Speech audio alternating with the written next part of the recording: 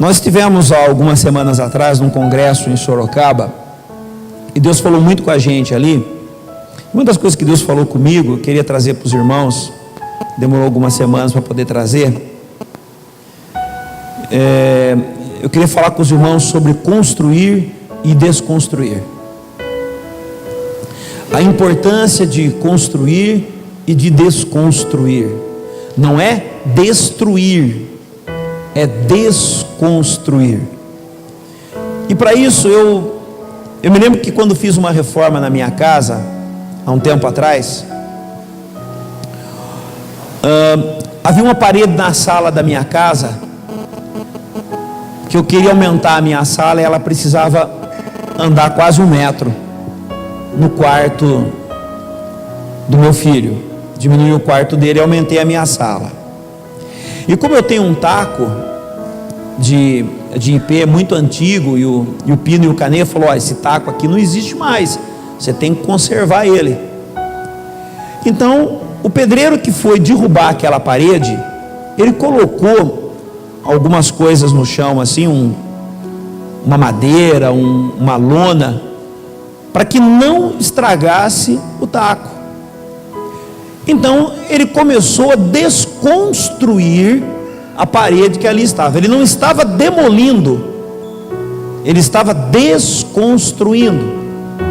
Então, com uma ferramenta, ele foi batendo, e do mesmo jeito que a gente constrói, colocando tijolo por tijolo, ele foi agora tirando tijolo por tijolo. Porque quando você desconstrói, você não machuca as coisas que estão ali por perto. Então algumas coisas na vida não dá para destruir, tem que desconstruir, tirando tijolo por tijolo, quebrando pedacinho assim, colocando ele do lado, porque depois você pode usar esse tijolo novamente para construir uma nova parede. Foi exatamente isso que aconteceu. E eu estava fazendo uma avaliação da minha vida, e eu, sinceridade, fiquei um pouco feliz, porque tenho percebido que tem acontecido comigo nesses últimos anos, um processo de desconstrução para construir. Deus tem desconstruído algumas coisas na minha vida, para que Ele possa construir alguma coisa nova.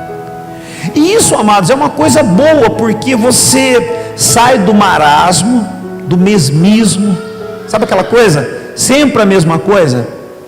E se tem uma coisa que Deus tem dado essa graça, é de não viver o evangelho do mesmismo, aquela coisa ritualística de todos os dias ser tudo igual, aquela coisa ritualista de você acordar de manhã, fazer aquela rezinha, ir para o serviço, volta, dorme, aquela rezinha, vai no culto domingo, volta para casa, passa 1 ano, 2 anos, 3 anos, 4 anos, passa a vida, e quando está chegando na época que você mais precisa da fé, você está desanimado, porque tudo o que você viu é algo mesmo de sempre. Mas não é assim que Deus opera. Deus, Ele trabalha desconstruindo coisas na sua vida e construindo coisas novas. Então, você sempre terá a sensação, aquele que realmente está andando no Espírito, se você está andando no Espírito, você sempre vai se sentir, ou você sempre vai sentir uma sensação de novidade. Essa sensação de novidade, essa sensação de liberdade, diz que Deus está trabalhando na sua vida e você está sensível ao trabalho dele. Contudo, reconheço que muitas pessoas têm desanimado na fé, porque elas não conseguem ver o que Deus está operando na vida delas, não conseguem perceber. Estão entrando num marasmo, numa paradeira, e a vida não vai para frente, e elas estão travadas. Alguns anos atrás, aliás, muitos anos atrás, quando ainda pertencíamos a uma outra denominação. Um pastor que estava fazendo um trabalho numa outra cidade, veio de volta para a nossa cidade e começou a trabalhar com os adolescentes. E os adolescentes não gostaram do pastor e fizeram um boicote com o pastor. O pastor marcava reunião, não ia ninguém. E um dia, muito triste, ele perguntou para mim, ele disse: por que as pessoas, os adolescentes não gostam de mim? E eu, com bastante jeitinho, disse para ele assim: pastor, sabe qual é o problema? É que fazem 10 anos que você foi embora e voltou, e o mesmo cara que saiu é o cara que voltou. Você não evoluiu 1 milímetro na sua vida. Você está do mesmo jeitinho, não houve nenhuma reciclagem na tua vida, não houve nada. Os adolescentes não suportam esse espírito de velharia, de museu. Eles não suportam isso. Falei isso para o pastor, ele perguntou para mim, mas não queria ouvir o que eu tinha para dizer. E ele me respondeu da seguinte forma: o Evangelho nunca mudou.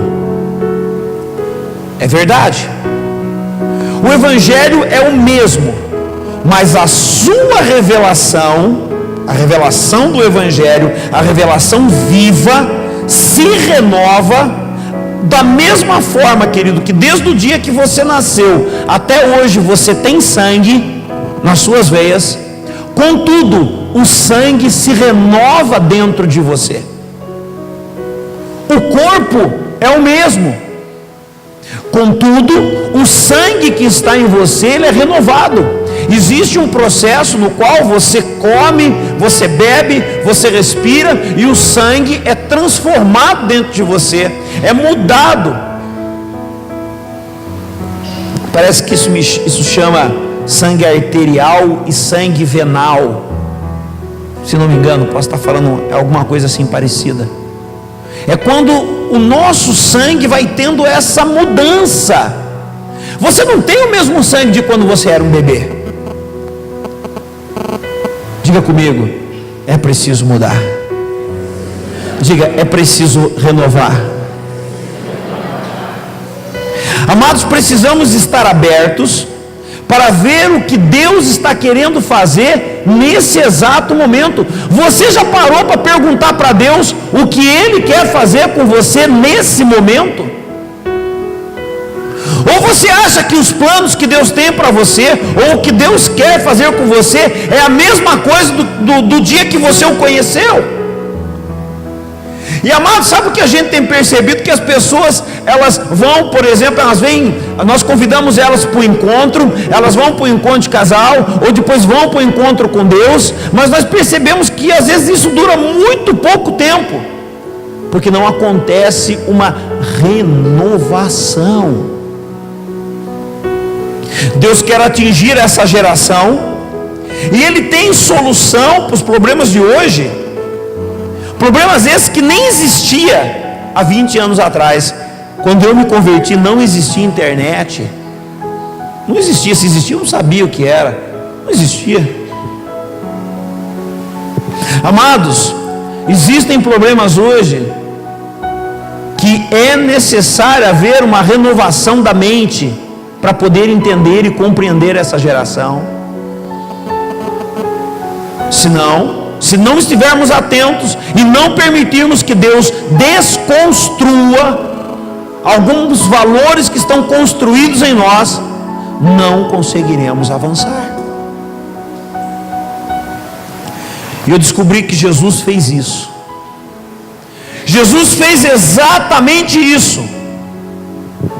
E com os apóstolos, em João no capítulo 16, versículo 12 e 13, tem texto? Ainda tenho muito que vos dizer, mas vós não os podeis suportar agora. Ninguém põe remendo de pano novo em vestido velho. Opa, isso aí? Não. 12 e 13. Esse é o outro texto. Quando vier, porém, o Espírito da verdade, ele vos guiará a toda a verdade, porque não falará de si mesmo, mas dirá do que tiver ouvido e vos anunciará as coisas vindouras. Jesus disse: eu tenho muita coisa para dizer para vocês, mas vocês não podem suportar agora. Quando vier o Espírito Santo, Ele conduzirá vocês na revelação de coisas novas. Quando o Espírito de Deus toma a igreja, toma a direção da igreja e toma a direção da nossa vida, nós somos mudados, a nossa mente se renova e coisas novas nós começamos a entender. Jesus disse para os discípulos: vocês não têm condição de aprender tudo de uma vez, eu preciso ensinar para vocês aos poucos. Amados, Deus não tem condição de colocar todas as coisas que você precisa saber de uma única vez.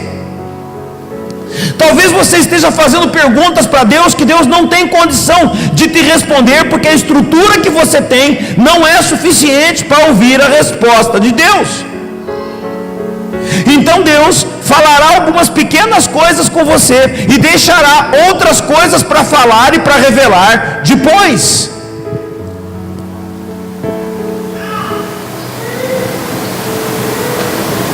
Deus, para trazer o novo, Ele desconstrói o velho. Aí sim, Mateus 9, 16, 17. Ninguém põe remendo de pano novo em vestido velho, porque semelhante remendo tira parte do vestido e faz-se maior o rasgo. Nem se deita vinho novo em odres velhos, do contrário se rebentam, derrama-se o vinho e os odres se perdem, mas deita-se vinho novo em odres novos, assim ambos se conservam. Não dá para colocar remendo novo em roupa velha, tem que renovar a roupa.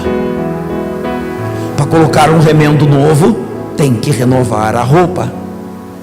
Deus quer nos remendar e precisamos nos renovar.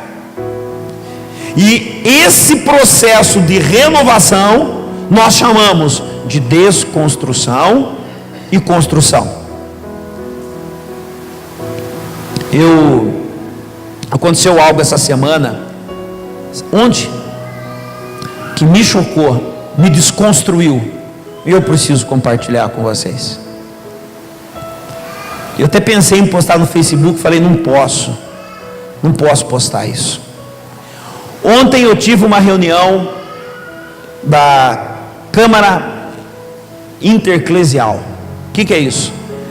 É uma reunião que tem aqui na cidade com pastores e padres. Havia 4 pastores e 3 padres. E estávamos ali reunidos para conversar a respeito de nossas ações, para favorecer a nossa cidade, para ficar atento em cima de leis e cobrar dos nossos representantes as coisas que eles devem fazer. E foi pedido que eu levasse a palavra e que eu apresentasse o projeto que nós temos sobre o Haiti, porque talvez você não saiba, mas nós nos tornamos referência aqui nessa cidade. Nós nos tornamos referência de uma igreja que está favorecendo os mais pobres. E eles pediram. E na hora que eu comecei a conversar com os padres a respeito do nosso trabalho no Haiti e das coisas que nós estamos fazendo, e falei com os pastores também, os pastores olharam para mim, e quando terminou a reunião, os pastores deram a mão para mim e disseram: parabéns. Mas os padres vieram e me abraçaram. 3 padres. Deus me quebrou completamente. Porque algum tempo atrás, se eu tivesse numa reunião que tivesse 4 pastores e 3 padres, eu diria para vocês que os pastores me entenderiam e os padres não. O primeiro padre chegou para mim e disse assim: se você precisar de recurso para fazer qualquer coisa para essas crianças, por favor, me procure, porque eu quero ajudar. O segundo padre chorando, falou assim: eu estou todo arrepiado com o que você disse. Eu tomo conta do seminário de formação de padres aqui desta cidade. Por favor, você pode ir lá ministrar para esses jovens que serão padres, para que eles tenham um coração voltado para os mais pobres?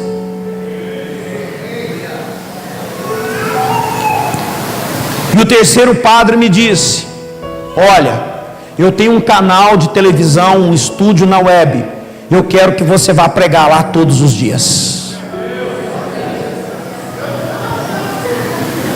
Quem está rindo? Você sabe o que os pastores falaram para mim? Parabéns. Ninguém deu um centavo. Na hora me veio o texto do bom samaritano: quem é o meu próximo?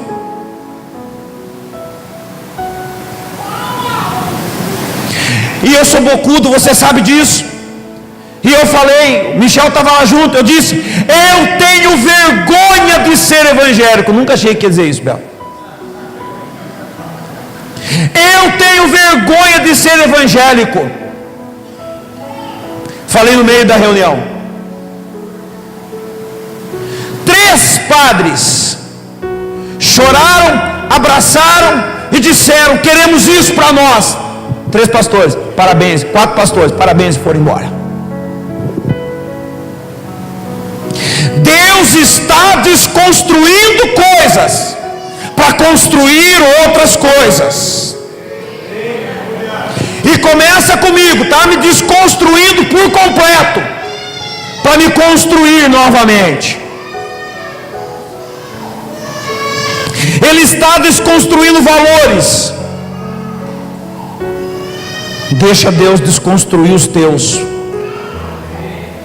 Deixa Deus desconstruir os teus. Jesus disse para os religiosos que as meretrizes, as prostitutas e os cobradores de impostos entrariam no céu primeiro do que os religiosos. Amados, eu conheço pessoas que dizem assim: mas nunca, pastor, porque eu nasci assim e vou morrer assim. É verdade, vai morrer mesmo. Se continuar assim, vai morrer. Somos o corpo de Cristo, e todo o corpo precisa de renovação celular, senão morre. Renovação celular, senão morre. Quando Jesus disse que Ele era o cabeça e nós seríamos o corpo, quando isso ficou claro na palavra, nós precisamos de renovação. Toda água que não corre fica podre. Toda água que não corre não se renova, e se não se renova, ela vira um berçário de dengue, chikungunya e zika. Águas que não se renovam viram berçários de pragas.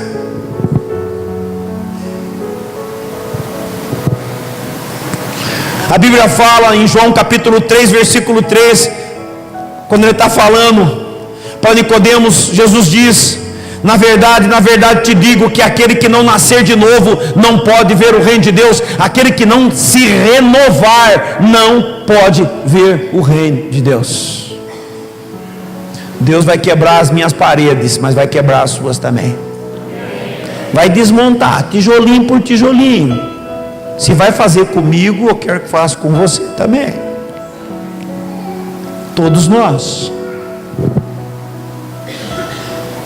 Amados, Jesus fez isso. Ele desconstruiu as coisas para construir. Mateus capítulo 5, versículo 17 a 48. Eu preciso ler um por um para você entender. Jesus desconstruindo e Jesus construindo novamente. Repara bem que primeiro ele tem que desconstruir. Olha só: não penseis que eu vim destruir a lei e os profetas. Eu não vim destruir, eu vim cumprir. Não é para destruir. Olha só: em verdade vos digo que até que o céu e a terra passem, de modo nenhum passará da lei um só i ou um só tio, até que tudo seja cumprido. Qualquer, pois, que violar um desses mandamentos, por menor que seja, e assim ensinar os homens, será chamado menor no reino dos céus. Aquele, porém, que o cumprir e os ensinar, será chamado grande no reino dos céus. Pois eu vos digo que se a vossa justiça não exceder a dos escribas e fariseus, de modo nenhum entrareis no reino dos céus. Agora ele começa a desconstruir. Você quer ver Jesus desconstruindo as coisas? Olha só, o que estava construído foi dito aos antigos, estava construído: não mate. Essa é a parede que estava construída: não mate. Quem matar será réu de juízo. Aí Jesus fala: estou quebrando essa parede, estou construindo uma outra. Estou desconstruindo essa parede e estou construindo uma outra. Eu, porém, vos digo: todo aquele que se encolerizar, aquele que ficar com raiva contra o seu irmão, será réu de juízo. E quem disser a seu irmão, raca, será réu diante de Sinédrio. Quem lhe disser tolo, será réu do fogo do inferno. Volta o versículo 22. Aquele que tiver raiva do seu irmão, estava escrito. Não, volta o outro, o anterior, perdão. Não matarás. Quem matar é réu de juízo. Jesus disse: isso é o que estava construído. Agora eu quero dizer para você: desconstrua isso. Você não precisa matar ninguém, não. Basta odiar. Basta odiar. Jesus desconstruiu e construiu algo novo. Vamos na sequência. É isso aí. Portanto, se estiveres apresentando a tua oferta no altar, e aí lembrar que teu irmão tem alguma coisa contra ti, deixa ali diante do altar a tua oferta e vai reconciliar-te primeiro com teu irmão, e depois vem e apresenta a tua oferta. Tudo isso é construção de algo novo. Concilia-te depressa com o teu adversário enquanto estás no caminho com ele, para que não aconteça que o adversário te entregue à guarda e seja lançado na prisão. Em verdade vos digo que de maneira nenhuma sairá dali enquanto não pagares o último ceitil. Vamos de novo? Jesus desconstruindo e construindo. Ouviste o que foi dito: não adulterarás. Qual é a parede que tinha? Não cometa adultério. O que Jesus faz? Ele começa a quebrar essa paredinha, e agora ele ergue uma outra. Eu, porém, vos digo, que todo aquele que olhar para uma mulher e cobiçar, no seu coração já adulterou. Jesus desconstrói e Jesus constrói. Vamos lá? Se o teu olho direito te faz tropeçar, arranca e lança de ti, pois é melhor que se perca um dos teus membros do que todo o teu corpo seja lançado no inferno. Se a tua mão direita te faz tropeçar, corta, lança de ti, pois te é melhor que se perca um dos teus membros do que vá todo o teu corpo para o inferno. Também foi dito. Isso é brabo agora, hein? Nós vamos pegar pesado. Eu não, está aí. O que estava construído? Quem repudiar a sua mulher, dê carta de divórcio. Chegaram para Jesus e falou: eu posso mandar minha mulher embora? E Moisés disse que podia. Jesus fala: peraí, vamos desconstruir o que Moisés falou. Vamos construir algo novo. E aí tem eu porém vos digo, olha a construção, que todo aquele que repudia sua mulher, a não ser por causa de infidelidade, a faz adúltera, e quem se casar com a repudiada comete adultério. Outro sim, ouviste o que foi dito aos antigos: não jurarás falso, mas cumprirá para com o Senhor os teus juramentos. Isso é o que estava construindo. Eu, porém, vos digo que de maneira nenhuma jurareis, nem pelo céu, porque ele é o trono de Deus. Jesus constrói de novo. Vamos rápido, vamos lá. Nem pela terra, porque é o escabelo de seus pés, e nem por Jerusalém, porque é a cidade do grande rei. Não jureis pela tua cabeça, porque não pode tornar um só cabelo branco ou preto. Seja, porém, o vosso falar sim, sim, não, não, porque o que passar daí vem do maligno.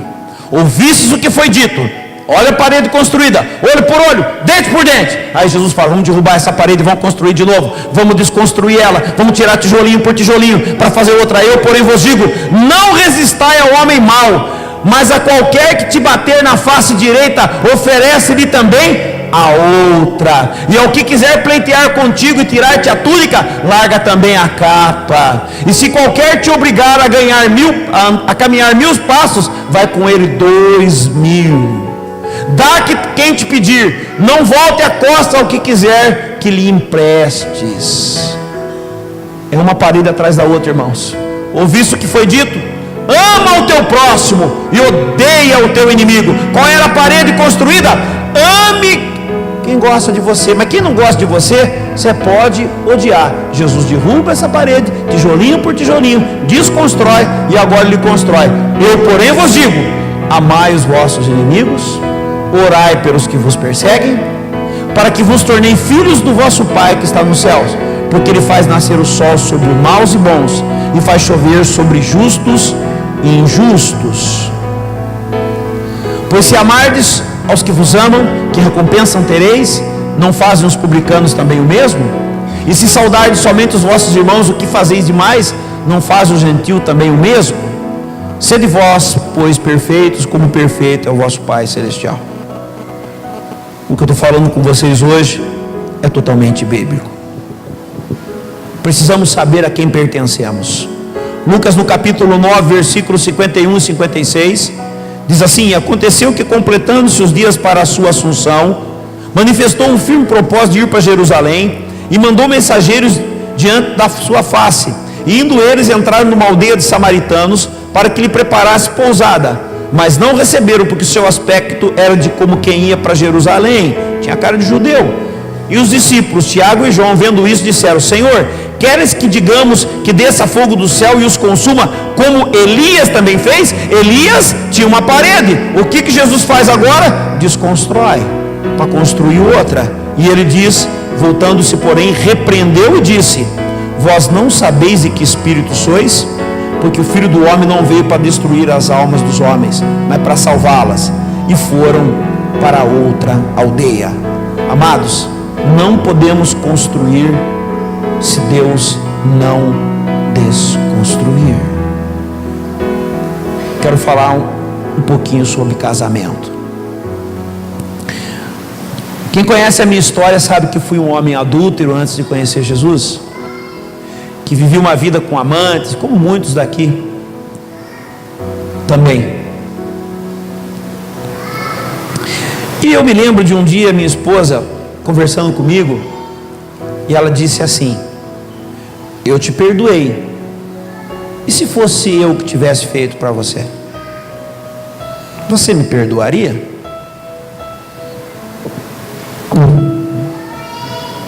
Né? O homem trair a mulher parece que é uma coisa normal, né? Mas a mulher trair o homem, Amado, nós podemos agir como cristão em relação ao casamento, agir como muçulmano. Nós podemos agir como judeu. A minha mulher me traiu. O que faria o cristão? Perdoa. O que faria o judeu? Largaria. O que faria o muçulmano? Mandava matar. Nós construiremos aquilo que somos. São nossas ações que dizem o que somos. Se eu for capaz de perdoar, eu sou cristão. Se eu for capaz de largar por causa de uma traição, eu sou judeu. E se eu for capaz de matar, eu sou um muçulmano radical. Mas pastor, que nem uma vez aconteceu com um casal muitos anos atrás, que inclusive frequentava a nossa casa. A esposa traiu o marido, e ele era um líder de louvor de uma igreja no começo da nossa conversão, e ela engravidou da pessoa. Eu quero jogar um negócio aqui mais duro para você, homem que está aqui nessa noite.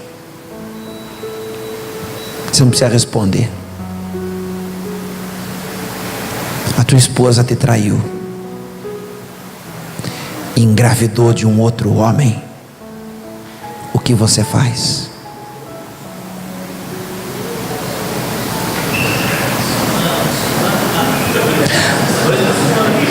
Dois muçulmanos, né? Eu vou dizer para o senhor o que o cristão faz. adota a criança e cuida dela.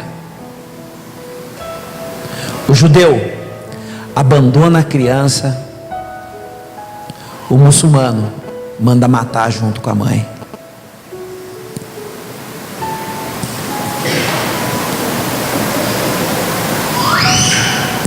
Amados, não adianta, as igrejas por aí, tem pastores no terceiro casamento. Eu conheço um pastor que está no terceiro casamento.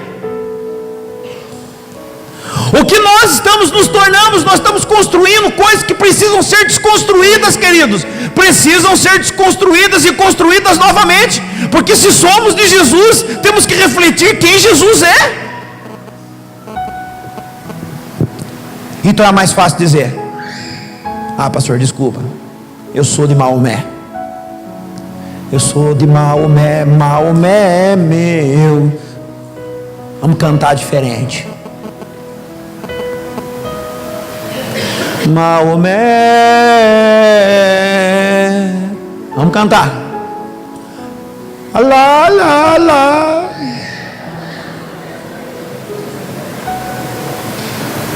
Você percebe, meu amado, que ser cristão, você percebe o que é ser cristão? Nós não sabemos o que é ser cristão. No fundo, nós não sabemos o que é isso. Nós conhecemos padrões religiosos, mas não conhecemos o Senhor Jesus.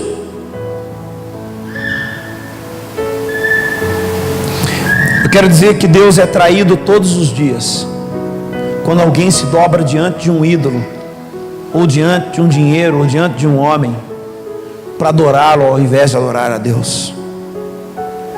Amados, aprendemos a nossa vida inteira que a oração move a mão de Deus. Quem já ouviu isso? A oração move a mão de Deus. Quem já ouviu? Quem já ouviu? É tudo mentira. Oração não move a mão de Deus coisíssima nenhuma. Isso é parede que construíram, que precisa ser desconstruída. O homem foi a última criação de Deus. Deus já existia eternamente, todas as coisas existiam. Então Deus não podia fazer nada, porque não tinha nenhum homem orando. A nossa oração não move a mão de Deus, ela é coparticipante das ações de Deus aqui nessa terra. É coparticipante. O que isso quer dizer, meu amado? Que quer você ore ou não ore, o que Deus quiser fazer, Ele vai fazer, independente de você orar ou não. Mas Deus escolheu uma forma. Então a nossa visão de oração precisa ser desconstruída e construirmos algo novo. O que é a oração? E é por isso que existe o Pai Nosso. Antigamente, há pouco tempo atrás, eu achava que o Pai Nosso fosse somente uma oração de exemplo. Não. Jesus disse: orem assim, orem assim. Porque todas as vezes que oramos o Pai Nosso, alguma coisa que Deus deseja fazer vem à tona para ser feito. E eu confesso que era radicalmente contra isso. O dia que o Mike Chia veio aqui e ministrou para a gente orar o Pai Nosso, eu quase tirei da mão dele o microfone. Quase. E na verdade, meu amado irmão, todas as vezes, o Bel também fez isso aqui, quase mandei ele embora da igreja. Não ia, né? Esses discípulos do Mike Chia, tudo débil mental.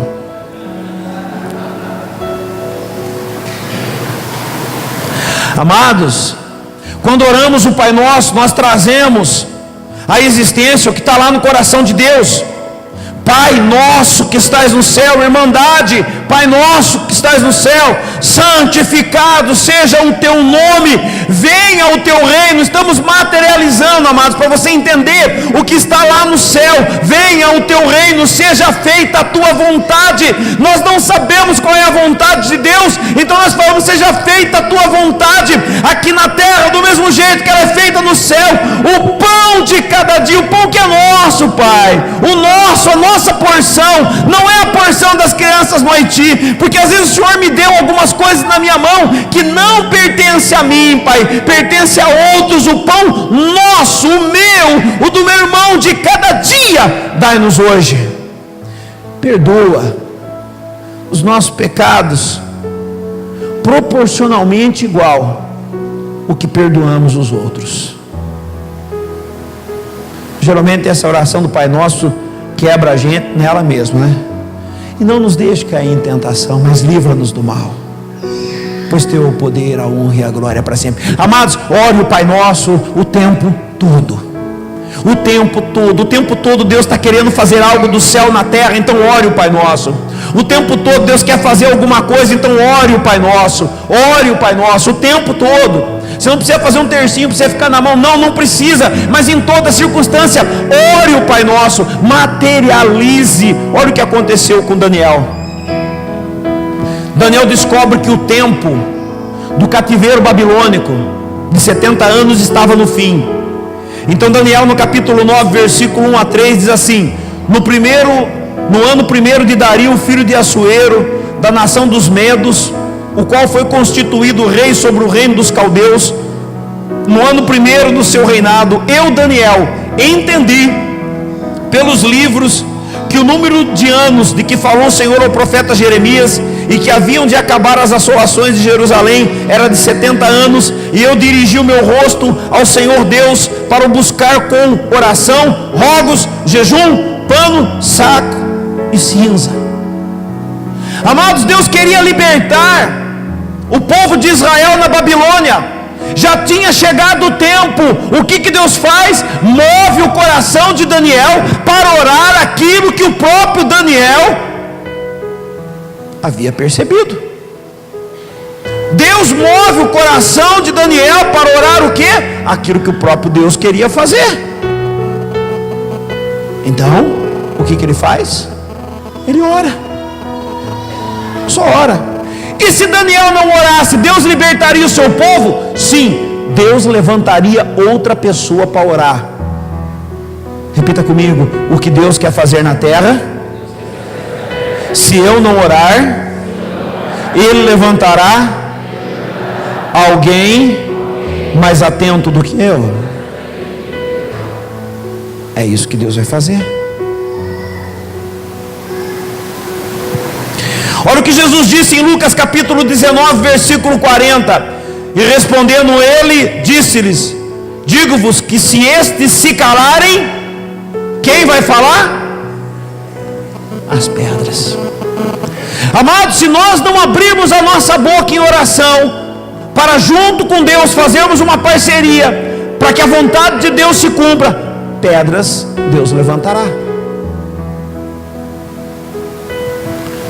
Construímos alguns muros, algumas paredes, e aprendemos que nas crises devemos fazer campanhas. Eu fui numa igreja de um pastor amigo meu, e lá eles colocavam o nome no papelzinho, para jogar dentro de um negocinho, para tu morar, para as nossas necessidades, quando na verdade deveríamos buscar o reino e orar por aquilo que está no coração de Deus. Precisamos desconstruir o que entendemos por oração. Amados, aprendemos que a ceia do Senhor, ela dá saúde ou mata. Eu aprendi isso, que se você tomar a ceia do Senhor, se você chegar aqui e comer esse pedacinho de pão, e você estiver em pecado, você vai morrer ou ficar doente. Eu aprendi isso. Eu vim de linha pentecostal e lá ensinaram isso para mim. Se você estiver em pecado, não coma. Eu quero dizer, Rita, joga tudo fora, ninguém aqui vai comer. Se essa for a regra, ninguém vai comer. Então precisamos desconstruir e construir novamente. Não foi isso que Deus quis dizer. Deus disse: se você não entender o que é a igreja, o corpo de Cristo, isso será para você doença e morte. Precisamos permitir que Deus nos ensine a desconstruir, para depois aprender a construir novamente. Isso te fará uma pessoa melhor, mais humana, mais simples e fiel. eu quero falar algumas coisas que precisam ser desconstruídas. A igreja não é um lugar onde nos juntamos para não ir para o inferno. Eu já pensei isso na minha vida, paredes a ser desconstruídas. A igreja não é um lugar onde nos juntamos para não ir para o inferno. Vamos levantar uma outra parede. A igreja é um lugar onde nos unimos para uma missão. Ninguém aqui tem que vir aqui com medo de ir para o inferno. Temos que estar aqui vivendo como igreja, não só nesse local, porque temos uma missão. À medida que somos despertados para essa missão, amados, quando nós entendemos que a igreja tem missão, nós vamos formar dois tipos de pessoas. Aqui dentro, ou em qualquer lugar, qualquer igreja que tem uma missão, nós vamos entender que vai agora acontecer dois tipos de pessoas: as produtivas e as frustradas. Dá uma olhadinha no irmão do lado, fala assim: e aí, você é produtivo ou frustrado? Sabe por quê, amado? Porque Deus revela que você tem uma missão, que você não está aqui porque você tem medo de ir para o inferno. Ah, por que você vai na igreja? Pastor, eu vou na igreja porque eu me pelo de medo do diabo. Nem fale o nome do diabo, por favor. Não fala. Não fala. Eu tenho medo. Amados, Deus não está nem um pouco preocupado com isso. Deus nos chamou porque temos uma missão. Nós somos a igreja de Cristo porque temos uma missão. E se não entendermos a missão, não entendemos o que é a igreja. É preciso desconstruir o medo do inferno e colocar dentro de nós que temos uma missão. Quem não entende isso se frustra. Quem entende isso começa a produzir. Algo para você desconstruir. Você foi chamado por Deus para ser aperfeiçoado. Desconstrua isso. Desconstrua. Fala amém não. Derruba isso. Derruba esse negócio. Porque isso Deus faz pelos ministérios de outros na sua vida. Aperfeiçoamento da sua vida é feito pelo ministério dos outros junto com você. É assim que Deus faz aperfeiçoamento dos santos. Agora construa novamente. Vamos construir uma outra parede. Você não foi chamado para ser aperfeiçoado. Você foi chamado para trabalhar. Ah, Deus me chamou, eu estou na igreja e eu vou ser aperfeiçoado. Não, não vai. Você vai ficar desnorteado. Para que Deus me chamou? Deus me chamou para servir. Eu estou na igreja para servir.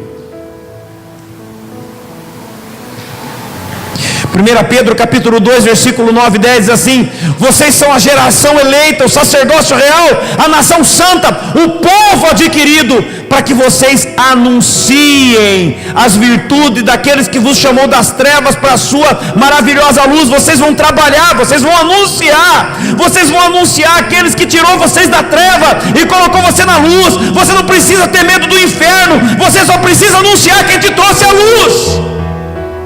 Porque em outro tempo você não era povo, mas agora você é povo de Deus.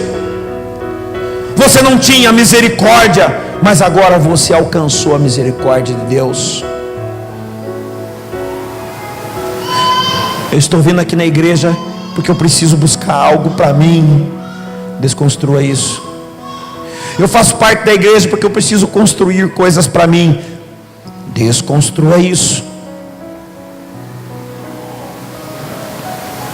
Você foi chamado para construir para as outras pessoas. E talvez dá um sorriso para a pessoa que está no lado. Sorria. Sorria para ele. Sorria para quem está atrás de você. Atrás de você. Para não sempre correr o risco de sorrir para sua esposa só.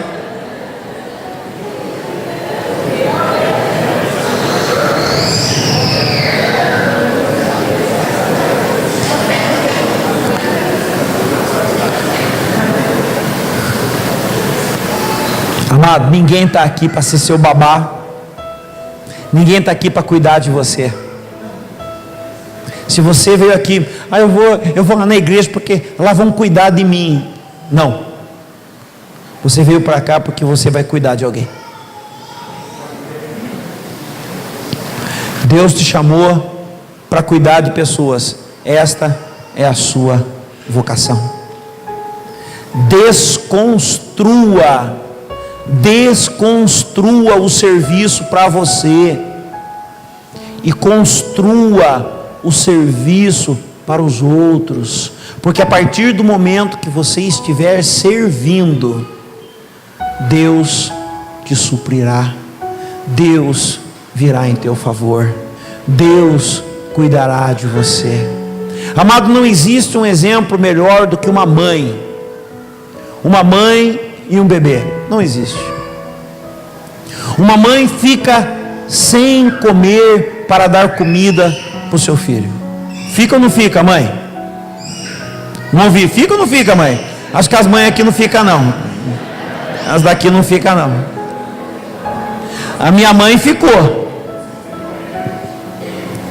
Uma mãe fica sem comer para dar para o seu filho comer. Uma mãe fica sem dormir para que o seu filho possa dormir sobre o seu olhar. Ela vai acordada. Esse é o serviço. Quando Deus nos chamou, Ele não nos chamou, amados, para que a gente viesse aqui e falasse: agora eu vou ter um monte de gente para me servir. Não vai não. Senhor, o Senhor me colocou no meio de pessoas maravilhosas e juntos nós estaremos unidos para servir aos outros, para servir uns aos outros. Vamos ficar de pé.